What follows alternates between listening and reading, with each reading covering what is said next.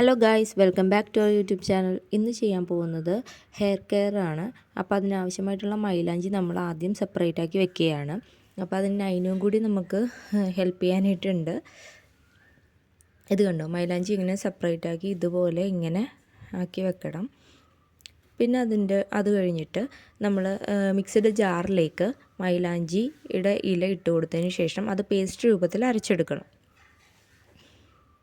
കണ്ടോ, അത് കഴിഞ്ഞ് കോഫി പൗഡർ ആഡ് ചെയ്ത് കൊടുക്കുക.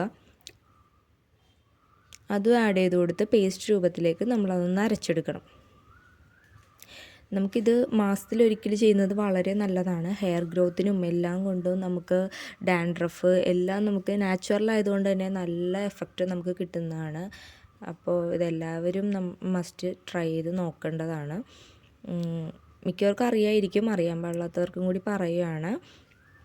ഇതുണ്ട്, ഇപ്പം മൈലാഞ്ചി ഇടണമെന്ന് പറഞ്ഞുകൊണ്ട് നൈനുവിന് അതിൻ്റെ ഇടയ്ക്ക് മൈലാഞ്ചി ഇട്ട് കൊടുക്കുകയാണ്.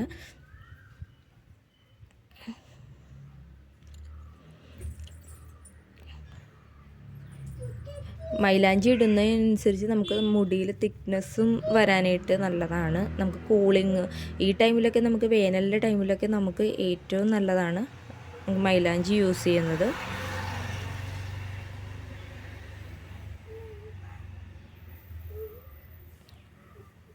അത് കഴിഞ്ഞതിന് ശേഷം നമ്മൾ മുട്ടയുടെ വെള്ളം ആഡ് ചെയ്ത് കൊടുക്കണം.